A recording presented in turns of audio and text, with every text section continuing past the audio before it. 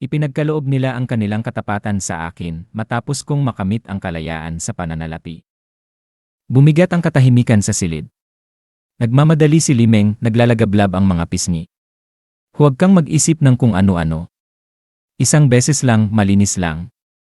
Isipin mo na lang na naghahanap ng kapareha para maglabas ng ilang pangangailangan.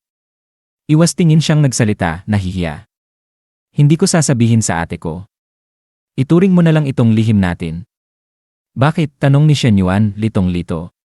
Walang bakit, sabi niya. O hindi lang. Hindi, mariin niyang sagot. Kung walang pundasyong emosyonal, hindi ko gagawin. Isang kaisipan ang kumislap sa isip niya, ginagawa mo ba akong kasangkapan? Hindi sandali, pagsubok ba ito ni Lixiao? Sinumbatan siya ni Limeng, huwag kang magkunwari. Hindi ba pare-pareho lang ang mga lalaki? Kaya mo ba talagang kontrolin ang ibabang kalahati mo? Pinulot ni Shen Yuan ang libro at sinabi, pasensya na, pero kaya kong pigilan ang sarili ko. Hinila ni Limeng ang kanyang damit at ibinulong, namumula, sandali may ikinababahala ka ba? Lumunok si Shen Yuan at nagtanong, naisip mo na ba kung ano ang mararamdaman ng ate mo?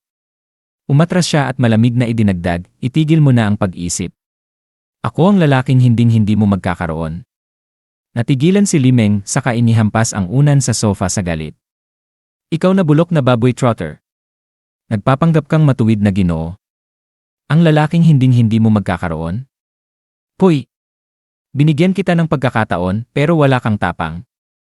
Makalipas ang kalahating oras, naghihintay si Shen Yuan sa labas para kay Lixiao. Dumating siya, nagliliwanag at sinabi, salamat sa pagsundo sa akin galing trabaho. Binuksan ni Shen Yuan ang pinto ng kotse para sa kanya. Gabi na. Nag-alala ako baka may masasamang tao sa labas. Nilay, saway niya na may ngiti. Ikaw ang pinakamasama, ikaw na malaking manyakis. Paano mo nasabi yan? Protesta niya. Kailan ba ako naging manyakis? Ipaliwanag mo. Nagkunwaring galit si Lixiao at bahagyang hinampas siya sa bukas na bintana. Tumawa si Shen Yuan. Ibig sabihin, perpekto kong naipasa ang pagsubok, tama? Pagsubok, kumurap si Lixiao. Ang pagsubok ngayong gabi, ngisi niya. Nanatiling naguguluhan si Lixiao. Ngayong gabi? Hindi pa nagtatagumpay ang revolusyon, kasama. Mahaba pa ang lalakbayin mo. Isang nakaw na halik ay hindi sapat para galawin ako. Naalala ni Shen Yuan ang mga sinabi kanina ni Limeng, may ikinababahala ka ba? At bigla siyang namula. Ibig sabihin, hindi alam ni Lixiao ang tungkol sa pagsubok ni Limeng ngayong gabi. Kung ganoon, seryoso si Limeng. Naisip niya, palihim na nakangiti. Ayos. Isa na namang peres ng magkapatid. Bumili ng isa, may libre, malaking kita. Napansin ni Lixiao ang kanyang ngiti. Bakit bigla kang umingiti? Wala, sagot niya. May naisip lang akong masaya. Talaga bang ganoon kasaya ang pag-uwi sa akin? Tanong niya. Siyempre. Bahagyan niyang binilisan ang takbo na parang may emergency. Mabilis silang nakarating. Tumingala si Limeng mula sa sofa. Ate, bumalik ka na. Bakit kasama mo si Shen Yuan? Hindi ko pa siya masyadong napagmasdan dati, naisip ni Shen Yuan habang tumitingin-tingin. Sa taas na 172 sentimetro, mahahaba ang mga binti ni Limeng at mas matatag ang balakang, bagamat mas maliit ang dibdib kaysa sa counselor. Ang counselor, na 168 sentimetro, ay hindi kasing tangkad pero mas puno ang dibdib. Huwag mo siyang pansinin, sabi ni Lixiao. Nagyayabang lang yan. Namula si Limeng at nagpaalam, iniisip, mukhang walang sinabi si Shen Yuan kay ate. Hindi ko naguguluhin ang oras ninyong magkasintahan. Pupunta na ako sa kwarto. Biglang niyakap ni Shen Yuan si Lixiao mula sa likuran. Huwag kang magloko, sabi niya halatang nagulat at nahihiya. Hindi ito biro. Diretso na tayo sa punto. Hinalikan niya siya. Maaari mo ba akong pagbigyan ngayong araw?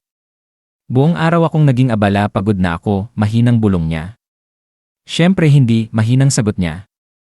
Sumilip si Limeng sa bahagyang nakabukas na pinto at naisip, Shen Yuan, ang sama mo. Ilang minuto ang lumipas, pinunasan ni Lixiao ang kanyang mga labi gamit ang mahiyaing kamay at sinabi, masaya ka na ba? Maaari ka na bang umuwi? Halos hating gabi na. Dito na ako matutulog ngayong gabi, sabi ni Shen Yuan. Hindi, talagang hindi pwede. Tinulungan na kita, protesta niya. Sige, sabi niya habang tumatayo. Sa sopa na lang ako matutulog. Tapos na ang usapan. Pagod na ako. Maya-maya, nakaupo sa sopa, tiningnan ni Shen Yuan ang kanyang telepono at naisip, mukhang tulog na ang counselor, lubos siyang napagod sa buong araw. 12:10 ng madaling araw, nagpadala si Shen Yuan ng mensahe kay Limeng, gising ka pa ba? Nainip siya at nagtungo sa silid nito. Hindi nakalok ang pinto. Interesante, naisip niya habang pumapasok at nakita si Limeng sa kama. Walang pag-aalinlangan, sumugod siya at napasigaw si Limeng, Ano ang ginagawa mo? Huwag kang magsalita, sabi niya. Talagang pumunta ka? Gulat niyang sabi. Iniwan mong bukas ang pinto.